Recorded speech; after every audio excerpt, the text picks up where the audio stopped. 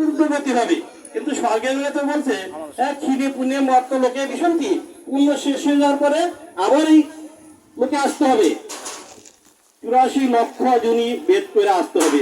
আর কোন ভক্ত যদি কম হইল বিরোধা নদীর পারে যাইতে পারে তিনি, তখন তার দেখা বিরোধা মা প্রণাম করবে।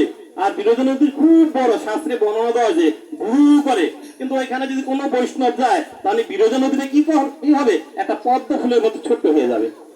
যেমন এই যে একটা বৃষ্টি হলো, বৃষ্টি হওয়ার পরে গরুর বাছুরে পাড়া দিলে যে একটা গর্ত হয় না, আর গর্তের মধ্যে জল জমে না, ঠিক বিরোধা নদীটা তদ্রূপ হয়ে যাবে। তখন মা বিরোধা বলবে বাবা তুমি যাও, তখন টসকেরা ঢেউ দিয়ে চলে যাবেন।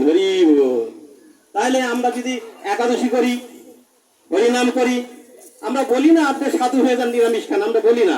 যদি আপনার সাধু সঙ্গ করার ফলে হয়ে যায় বৈষ্ণবের কৃপা, কিন্তু অন্তত শ্রদ্ধাটা থাকতে হবে, শ্রদ্ধা থাকতে হবে। শ্রদ্ধাতে অনেক কিছু জন্মায়। আর যদি বিদ্বেষী হন তাহলে তার পরিণতি খুব ভয়াবহ। আমরা সকলে চাই শ্রদ্ধাবান হন, হরিনাম করেন, জপ করেন, একাদশী ব্রত পালন করেন, সাধু সঙ্গ করেন। কেন আমরা সনাতন ধর্মটা এমন একটা ধর্ম, অন্য ধর্মের গোত্র নাই। আমাদের ধর্মে কি আছে? গোত্র আছে। গোত্র আছে বলে আজকে কর্মকাণ্ড করাইতে পারেন। দেখেন এখানে যে কর্মকাণ্ড হলো, আরে কিন্তু গোত্র বলছে বারে বারে।